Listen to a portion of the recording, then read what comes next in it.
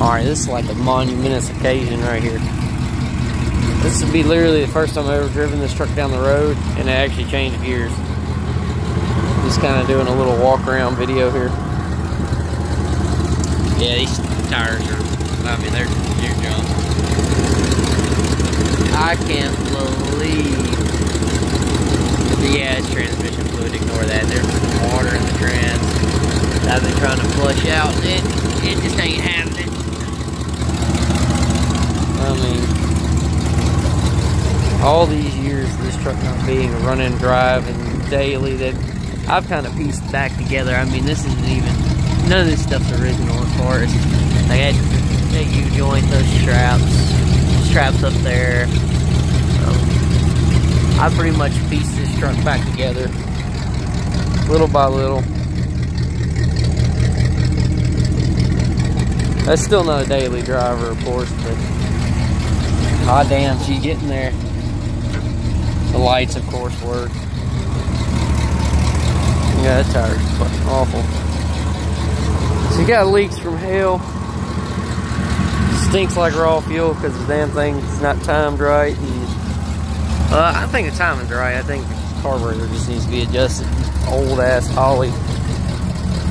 Raggy Holly.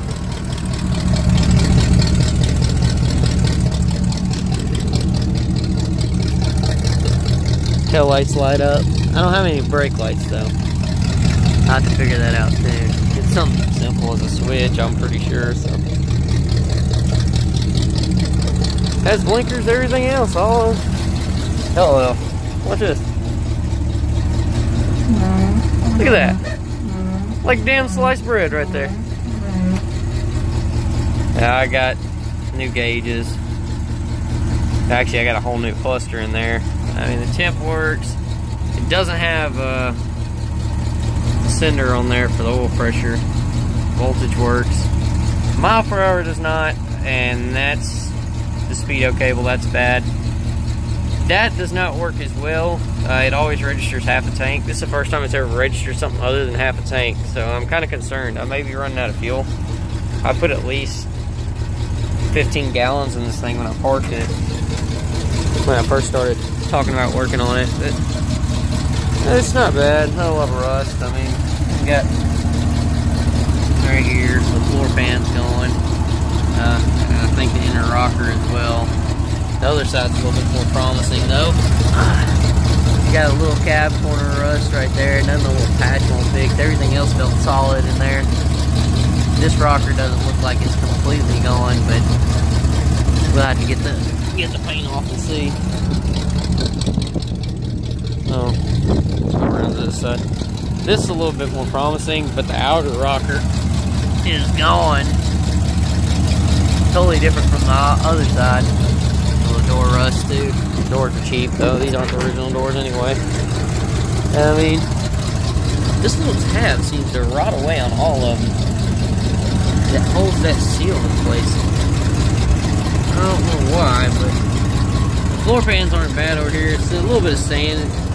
It's a little bit of sanding and filling over here to solve a lot of the problems with the holes in the floorboard.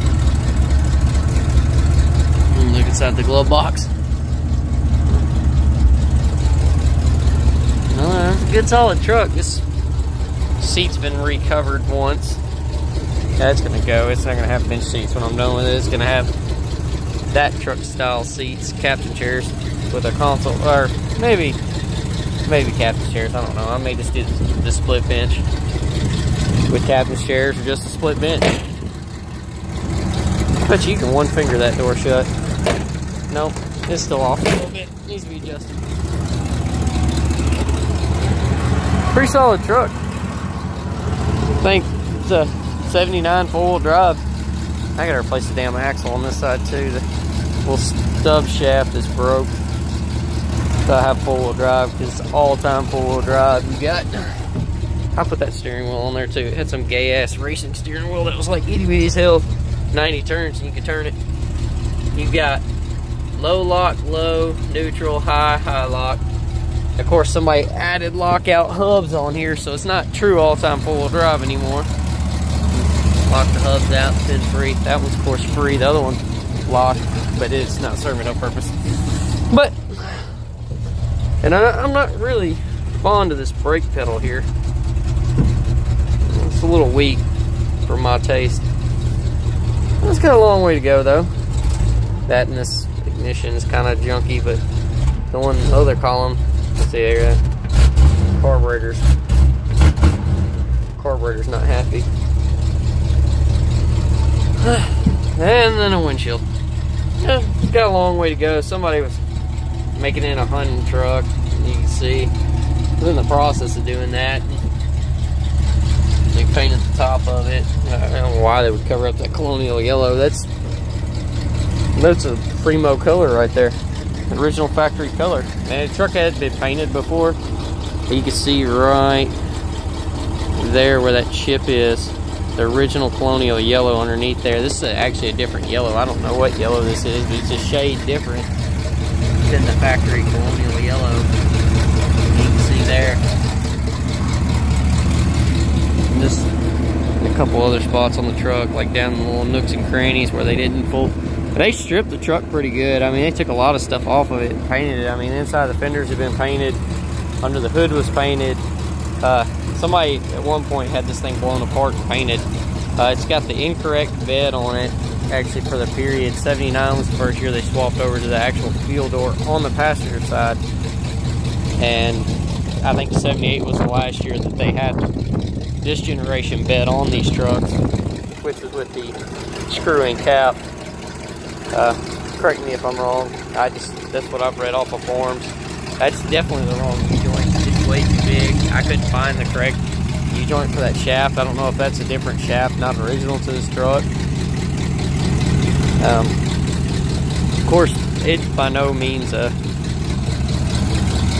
beautiful, but we'll get that ugly big ass steel bumper off the front, put some new fenders on it, replace the messed up stuff, which I don't think this is broke. I don't even think the mounting portion for it's back there. If it is, it's not right. All that stuff's been anyway. Grill's broke. It's kind of half-ass held in. You know, a little bit of shit here and there, but I can't believe the transmission was full of water, and I flushed the transmission out. And I still got a couple more times, but I haven't got all the water out of it. Like I said, it's leaking still. But I flushed the transmission out, and by God, the sumbitch shifts. I can't believe it. And at some point, somebody put a lift kit on this thing. It looks like a 4-inch skyjacker on it. And the springs ain't that old, and they ain't even sagging on this truck, but still got a long way to go. Alright, that's all for this video.